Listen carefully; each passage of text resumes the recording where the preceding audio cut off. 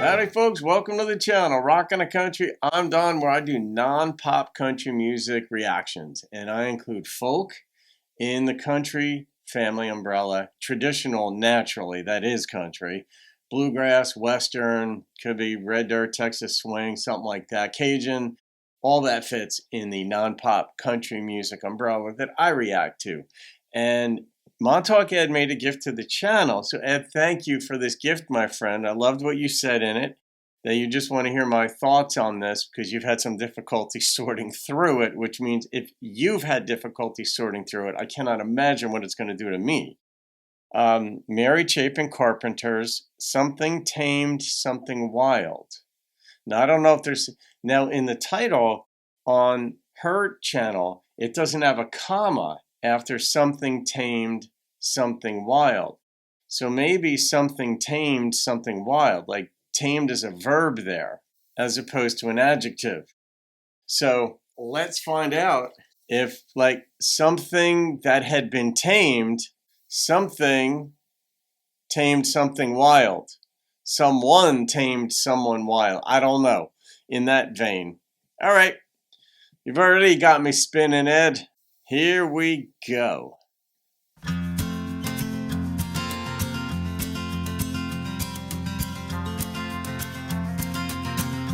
Got a mamas and papas feel. Here's a shoebox full of letters bound up neatly with some twine.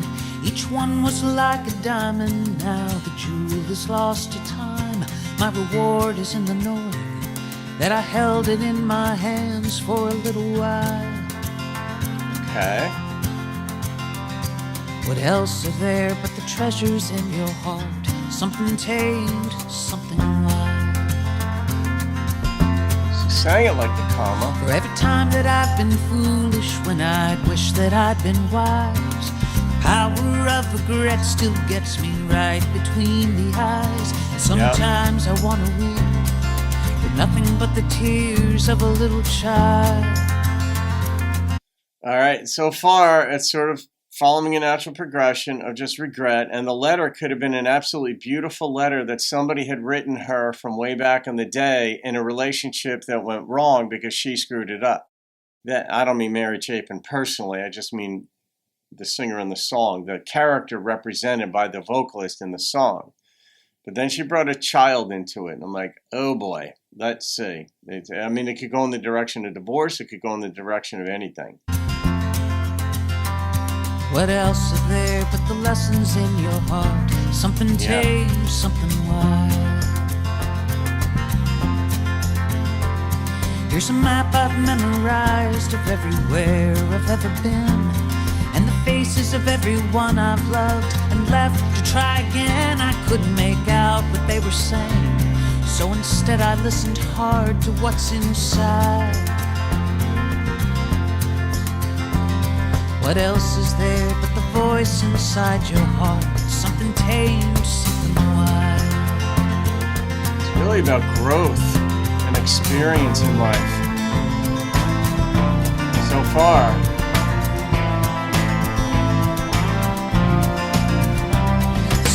Part of the thing that could be throwing you off, not you personally, Ed, but that could throw you off is the order in which the title, the two phrases in the title, something tamed, something wild.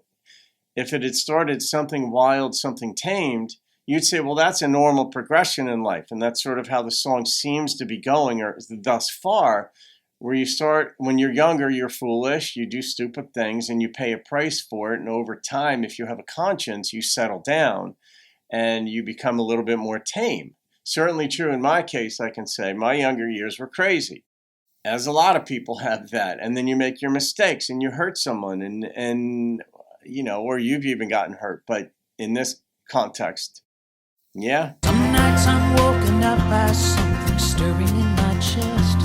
It's a feeling I've no name for. It's hard to catch my breath. I'm staring down the great big lonesome as I'm listening for the dwindling of time. Yeah. What else are there but the echoes in your heart? Something tame, something wild. So the things does it matter to me now? Different from the past. I care less about arriving than just being in the path of some light carved out of nothing. The way it feels when the universe has smiled. Enjoying the journey. What else is there but the beating of your heart? Something tame, something wild. Here's the shoebox full of letters. Here's the map I won't forget. Voices and the lessons and the signals that connect us, manifested to the spirit, way deep down where it goes unseen by the eye. Feel it. What else is there but the love inside your heart? To a life like the fireworks to a spark. Over and above you in its arc, something tame, something wild.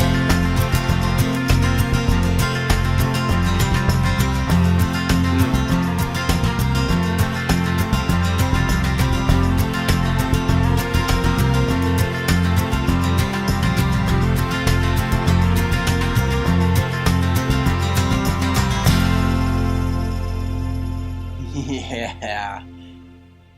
Okay. So there's a micro and macrocosm going on here. Life itself, the broader world, cannot be tamed. It's pretty wild. What's going on in your heart, you have some control over, and you can learn. And she learned over time, in a sense, to just enjoy now, enjoy the moments that are joyful that the universe presents to you or to her, and it's going to be predicated on love. And that's what she learned, because the hurtful words or whatever it was from earlier in her life that she learned from, she had to learn from, and those were painful lessons, and that's normal. And it's funny that the song has come up now because I have a box, and we all do probably. It's similar to a shoebox of cards from relatives, friends, and so on. And some of them are just stunningly beautiful. You tend to keep those. If you ever got a letter or something from someone who called you names, you'd probably throw it out. But or they wouldn't take the time to write that kind of letter. Not then. Now they would text you something. But yeah, in this case, Ed, this is just her ethereal processing of life. And it made sense to me at some point during the song, because I know of your life trajectory and history with your wife of now over 50 years. And it would make sense that you wouldn't have experienced as many regrets. You have some, I know that. We all have regrets, so that isn't what I'm saying. But like, I'm divorced and I have regrets. And, but I mean, I have regrets when I look back to things I said to childhood classmates, like my personality test. That's one of the questions on the 77 questions on the test is, do you have regrets of some mean things that you said to childhood classmates? I didn't ask what they were on the test. I said, but do you remember those things? Do you have a memory of those things? And that shows that you have a conscience. Some people would be like, nah, I don't remember that stuff, man. I mean, I'm sure I said stuff, but I'm like, all right, well, your conscience isn't really tricking you to have regrets and not repeat those sorts of sentiments toward another human. They may come in different words, but certainly you don't want those. And I know for me, I tend to hold on to those things and, beat myself up for a little while so I don't repeat them. And then I don't. For the most part, I don't. But that's why I will sort of like, if I screw something up, I will wallow in it for a bit until sort of the grief that I experience for not being the person I want to be passes. But it is in that painful process that I grow into more of the version that I want to be.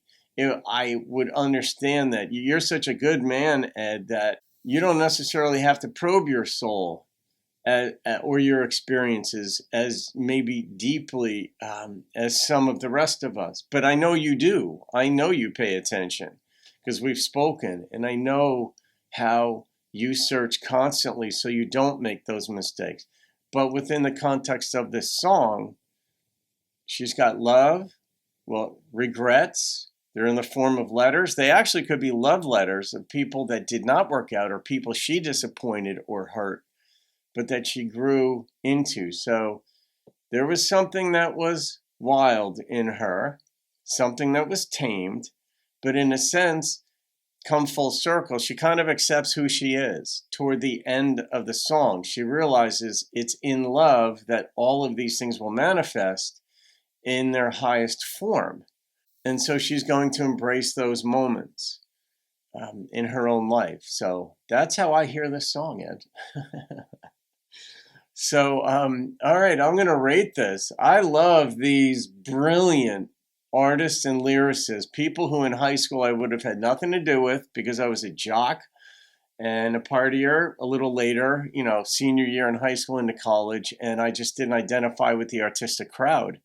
And they had it going on. I mean, these people understood life. Mary Chapin Carpenter understood a lot about life, I'm sure, way before I did. So the number that popped into my head on this immediately was a 9.2. So there we have it. All right, Ed, I hope that cleared things up. I hope it didn't convolute things for you.